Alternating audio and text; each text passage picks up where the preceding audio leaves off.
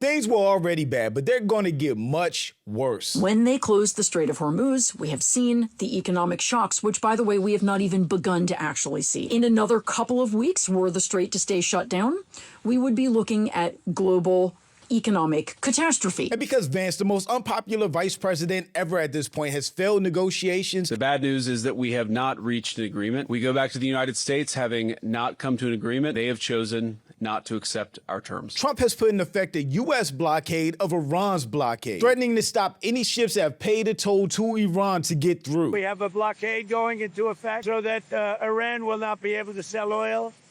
And that will be very effective. Which is World War III levels of escalation, especially when it comes to countries like China. And with all that going on, all the countries of the world impacted by these decisions in one way or another. Specifically for us here in the U.S., I just don't think any of us really understand how bad, how disastrous economically this is going to be. Gas lines are the first thing to show up. Not enough fuel at the pump. And these are already everywhere. South Africa, Pakistan, Vietnam, a bunch of places. People were already at their breaking point financially. Why is gas $5 a gallon? And like, why do I have to pay rent?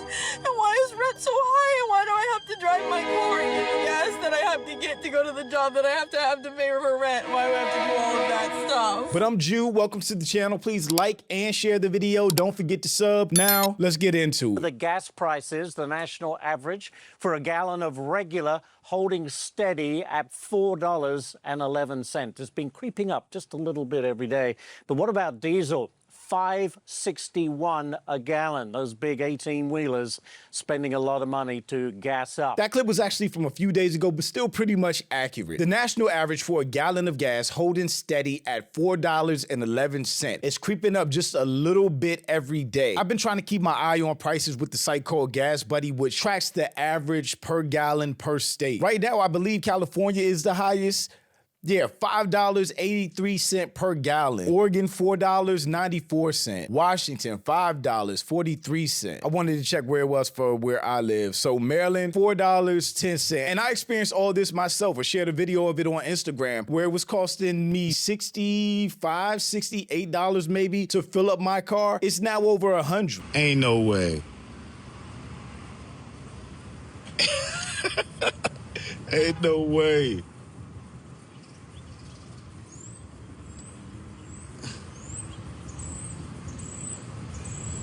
All right, I'm done. I'm stopping there. I actually have no clue how much it costs to fill up my tank right now because I stopped it before it filled up. Everybody is feeling this crunch. And keep in mind, this is just talking about gas. This doesn't have anything to do with the cost of everything else going up because of fuel cost increase. At least once every day. If I'm on E, it's about 207 every day right now. Yeah, it's pretty crazy. I went from 140 a day to 207 a day. This pain is being felt across the country. God damn. Why is gas $5 a gallon? And like, why do I have to pay rent? And why is rent so high? And why do I have to drive my car and get the gas that I have to get to go to the job that I have to pay for rent? Why do I have to do all of that stuff? And why are you making it so fucking expensive to do it? I don't even want to get out and pump my gas. It feels like getting out and just knowing someone's gonna fucking stab you. Why would you get out? The thing is, we all know this Trump administration does not care about us, not even a little bit. This is the most narcissistic, nihilistic administration that's ever been in power. And when gas hit $4 a week and a half ago, they didn't care. On Iran, but first one that affects their own gas prices. Today they hit $4.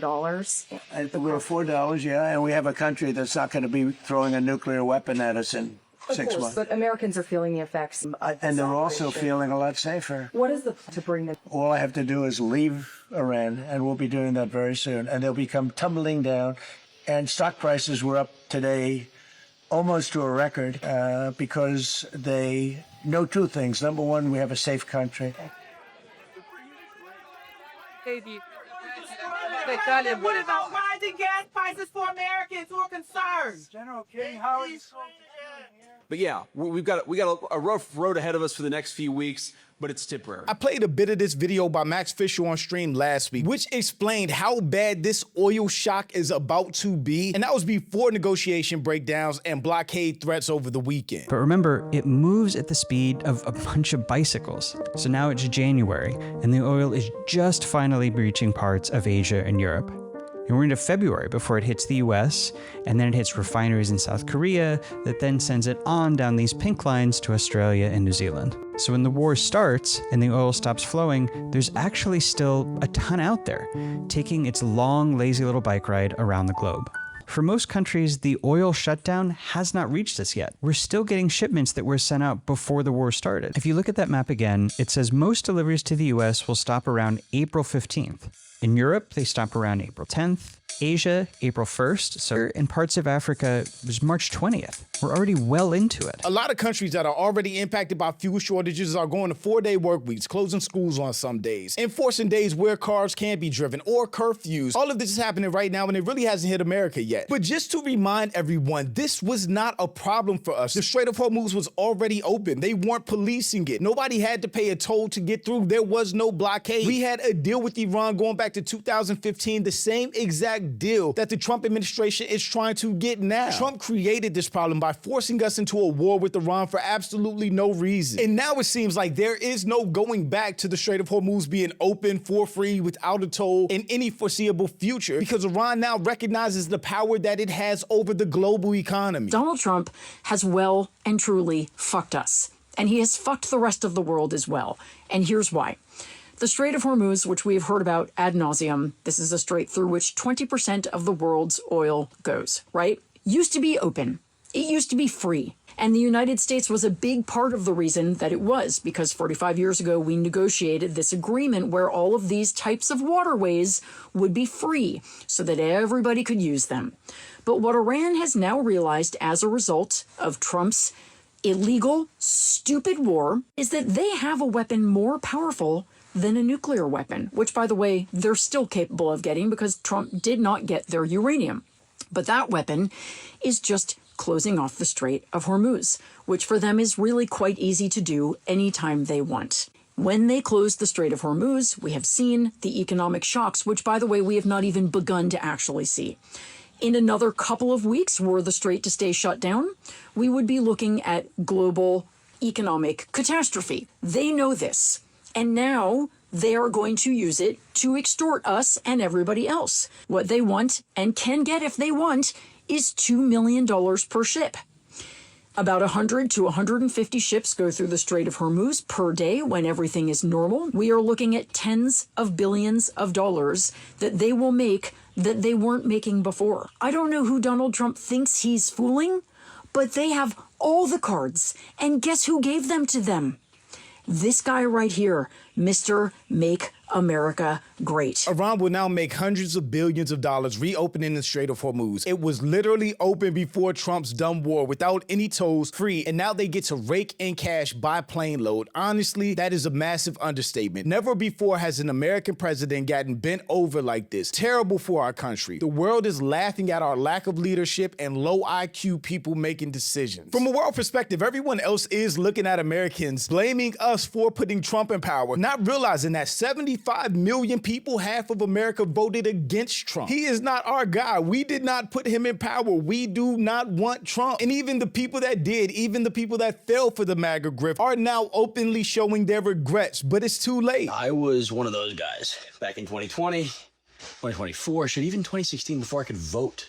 I was all for Trump. I was all for MAGA. I believed he was going to make America great again. I believed he was going to drain the swamp. I thought he was going to be different. He wasn't a career politician. And boy, was I wrong. And with all that going on, the ceasefire agreement supposedly reached, Trump sent Vance and Jared Kushner, for some reason, who is a private citizen who holds no office, no position in the federal government, to go negotiate peace or terms with Iran. And they failed miserably. And after 21 hours of talking, negotiating, shooting dice, whatever they did, Vance then did a press conference with his tail between his legs, announcing that there was no agreement reached, that talks fell through, basically. We've had a number of substantive discussions with the Iranians. That's the good news.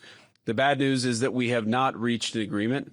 And I think that's bad news for Iran much more than it's bad news for the United States of America. So we go back to the United States having not come to an agreement. We've made very clear what our red lines are, what things we're willing to accommodate them on, and what things we're not willing to accommodate them on. And we've made that as clear as we possibly could. And they have chosen not to accept our terms. If that was all there was from this weekend, then that would be bad enough, because that means we basically are back where we started when Trump launched this war with Iran, meaning the strait is just closed. But Trump is a master of making things go from bad to worse. So he announced that the U.S. Monday morning at 10 a.m. would be blockading the Iran blockade, meaning any ships that paid Iran the $2 million toll to get through would then be blocked by U.S. ships and not allowed to go through. We have a blockade going into effect.